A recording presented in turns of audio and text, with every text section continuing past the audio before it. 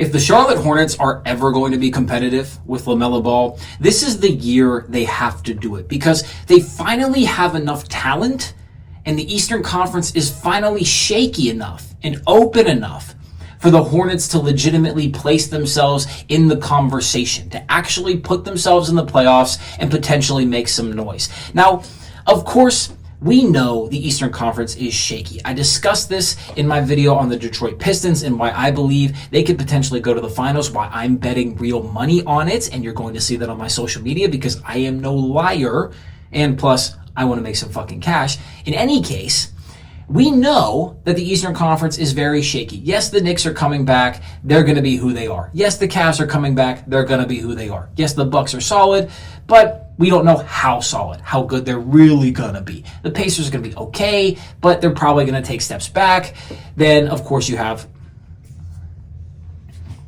If the Charlotte Hornets are ever going to be competitive with Lamelo Ball, they're going to have to do it this year, or at least show that they can be, because there's never been a better time for this team to make a leap and put themselves in the playoffs and potentially make some noise on top of it. Now, the reason why is because, simply put, the Eastern Conference is wide open. You and I have no idea what's going to happen. And of course, I discussed this in my video on the Detroit Pistons, why I believe they're going to the NBA Finals, why I'm betting real money on it, because I want to make some cash, because I think they're going to be really, really good next year. But let's just do a brief overview. The Eastern Conference is shaky as hell. The Knicks are coming back. They're going to be who they are. The Cavs are coming back. They're going to be who they are. The Celtics are decent, but they're going to take a step back, or at least they should be. At least it makes sense that they would. The Pacers, likewise, are probably going to take a step back, even though they're probably going to be solid. The Bucks are going to be good, but they're going to be solid good. They're not great. They're just solid good. And then when you look at the rest of the standings, who else is left? Miami's okay. Chicago's okay. Atlanta's okay, I guess. They're mediocre, I guess. Who else is there to really compete for the Eastern Conference title? Well, in my opinion, it's Detroit. But then if you look at these other mediocre teams, it's Charlotte. They have the talent to do it. And LaMelo Ball has to take this opportunity, because if he doesn't, he's going to have to try somewhere else, or we're just going to have to accept that LaMelo Ball is not a quote-unquote winning player, a player that is going to lead you into a deep playoff run. We're either going to have to accept that, or at least begin really considering that, really coming to terms with that possibility, or he's going to have to go somewhere else, because they have the guys. Kanepo, I really like his game.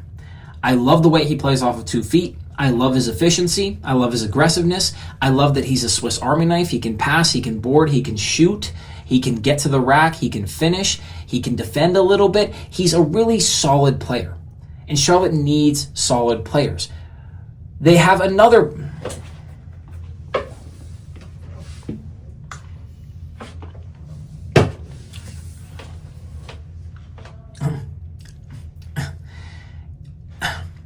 If the Charlotte Hornets are ever going to be competitive with... If the Charlotte Hornets are ever going to be competitive... The Charlotte Hornets better be competitive this year. Because if not, we may have to accept that LaMelo Ball is simply never going to win with this franchise. Now, the reason why I say this is twofold. First and foremost, the Eastern Conference has never been more wide open. And I discussed this in my video on the Detroit Pistons, why I believe they may very well go to the NBA Finals and why I'm betting real money on it. Because I simply believe they're going to improve enough to allow for them to ascend above these other teams that are slipping back. And moreover, I believe their youth and their hunger is going to drive them to a finals berth. I believe that even though the Knicks may be more talented on paper, quote unquote, I think the Pistons are going to have their number. I think the matchup is going to be better. I think they're going to want it more. All of these various reasons. Now, of course, I'm biased, but I discussed that in the video. In any case, to do a brief overview, when you look at the Eastern Conference, what do we really know? Well, first and foremost, we know that Cleveland is coming back and they're going to be who they are. They're going to be very good. They're probably going to be near the top of the conference. New York, same thing. Very good, bringing back players, got a little bit better over the offseason. They're probably going to be near the top of the conference. But then when you look at the rest of the teams, who else is there? Indiana's probably going to slip. Halliburton's not there. Turner's not there. Are they really going to be competing for the 4th seed? I don't think so. I think they're going to be good, mediocre, in that 7 to 9 range. But are they really going to be competing? I don't think so. Boston, same thing. Probably a little bit higher, but no Tatum, no Drew Holiday, no Kristaps. Yes, they got Anthony. Yes, they got Georges Niang, I suppose. But are they really going to be competing? I don't think so. I think they're going to be very solid. I think they're going to figure it out. I think they're going to give teams headaches. But I don't really think they're going to compete for the Eastern Conference throne. Yes, they'll be in the playoff discussion, but this is where we get into the rest of these teams, because even though Milwaukee's going to be in the discussion and Miami's always been right there sniffing at the playoffs and making it sometimes and making these runs with Jimmy Butler, and even though Atlanta's mediocre and might make a leap, and even though Orlando improved, you got Charlotte. And they have the talent to do it now. They have the talent to actually look at this open Eastern Conference where things are shaky, where things are uncertain, and say, you know what, we're going to put ourselves in the conversation now.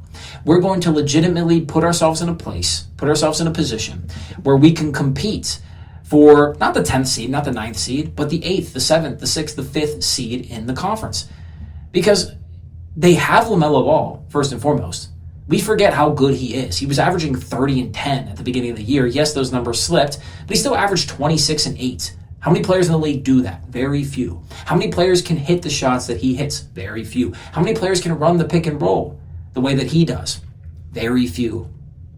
He's an incredible talent. And I believe he's going to look around at this roster and he's going to look himself in the mirror and say to himself, you know what? This is the first year I legitimately believe I have enough talent around me to win. Enough talent to the point where I can play winning basketball. I don't have to do crazy stuff. I don't have to go for numbers. I don't have to just play for fun. No, I can actually win this year. And I think that's going to force him and drive him in a direction where he plays better basketball. He makes more efficient passes. He takes more efficient shots. He raises that field goal percentage. He might lower his points even a little bit, but his assists will go up, his assist-to-turnover ratio will be better, et cetera, et cetera. I think he can do that. Now, if he doesn't do that, perhaps we just have to accept he's not a quote-unquote winning basketball player. Right? He's just a guy who wants to make his money, wants to live his life, and there's nothing wrong with that, but he's not the guy that you want to build a winning franchise around, a franchise that makes deep run after deep run, that goes for finals, et cetera. If he doesn't do what I'm saying, perhaps we have to accept that. But I think he's going to look himself in the mirror and say to himself, I can do that this year, because I think he has pride. I think he has ego. I think he wants it. And I think he's going to look around and say, if I can't do it, what will the people say about me? What will I think about myself? And I think that's going to drive him to play a different style of basketball. Moreover, you have talent around him, this talent that I've been discussing. Miles Bridges is still really good. He's still a high flyer. He can still score. He can still board. He can still defend a bit. He's a quality piece. You have Brandon Miller, a guy who has been compared to Paul George, who's very solid, a very smooth scorer, and I think he's going to become an even smoother operator next year. I think he's only going to improve. And that scoring punch beside Lamelo is going to be very difficult to deal with as an opposing defense. Moreover, you have these new picks, Liam McNeely, Con Kneppel, very solid players, very versatile players, Swiss Army Knights, efficient players. That's the key, efficient players, because in Charlotte, you don't have a lot of that efficiency, right? LaMelo's not the most efficient player, or at least hasn't been. Brandon Miller's not super efficient, or at least overly efficient, right? He's efficient enough, but he's not known as an efficient player. Con Kneppel, very efficient. Liam McNeely, very efficient, very solid. They can play off of 2 feet. They can hit shots. They can get to the rack. They're going to make the right passes. They're going to board. They're going to defend. They're going to play team basketball, winning basketball. That's what they do. That's what you need in Charlotte. And having those 2 guys on this roster, along with a Colin Sexton, along with a Trey Mann, I think they're going to be very potent. And I think as long as they buy in and they look themselves in the eyes and say, you know what, we're tired of being a laughingstock. We're tired of being the Charlotte Hornets, the team that can never really make a run. That's always a fun team to watch, that always has the announcers screaming and hollering and yelling, oh, LaMelo, oh, Bridges, right? Super entertaining, but never really good. I think if they just look themselves in the eyes and realize, you know what, we actually have the guys this year, and the Eastern Conference is not scary. There aren't that many great teams out here. They can make a run to be the 5th seed, to be the 6th seed, to be the 7th seed, and then actually make some noise in the postseason, maybe even sneak into the second round. Now, I'm not buying this. I'm not putting real money on it because I don't necessarily think it's super likely, or at least likely enough to the point where I think it's a lock. I think the Pistons making the finals is not necessarily a lock, but I believe it enough to the point where I'll actually put real money on it. The Charlotte Hornets making the 5 seed, 6 seed, I'd put money on that, but I don't think it's worth putting real money on. I mean, money that's more than $5 or $10. Just, oh, here you go, whatever. If it hits, it hits. Right, that's cool. Not only that, but I don't have the bias either. I love the Pistons. I don't love the Hornets. I find them very entertaining. I love a lot of their players. Trey Mann, super cool to me. Colin Sexton, I think, has gotten a bad rap. I think he's been really, really good. He's a dog. Remember the 3v5 when he was at Alabama? We forget about that. We forget about how good of a scorer he is, right? They have the talent, and I love their electricity. I love Lamelo. I think Lamelo could be the best player in the league if he really put his mind to it, just like I think Cade could as well, just like I think Asar Thompson or Men Thompson could. I'm a believer in players, if you haven't noticed. But I love their players. I just don't have that clear team bias that I do with Detroit. In any case, let me know what you think about this. Do you think that the Hornets can actually make a legit run and actually be a competitive team in the Eastern Conference? If so, why? If not, also why? Because I've laid it out for you. The Eastern Conference is shaky. Yes, we're bringing back New York. Yes, we're bringing back Cleveland. Yes, we're bringing back Milwaukee. Yes, Indiana's okay. Yes, Boston, okay. But there's so much room for teams to rise and fall. Orlando, a team I still have to make a video on, is definitely going to be a riser, at least should be. Detroit should definitely be a riser. But if we stack it up in the following order, perhaps Cleveland number 1, New York number 2, Detroit 3, Orlando 4, Milwaukee 5. Where does that land Charlotte? They could be 6. They could be 7. You slide Boston at 6 or 7, flip-flop it as you see fit. And I'm just putting Cleveland and New York at number 1 and 2 because that's where they were, right? I don't think they're necessarily going to be there, but let's just make it easy, right? Charlotte could definitely be number 6. In any case, let me stop rambling. Let me ask you, where do you think they're going to stand?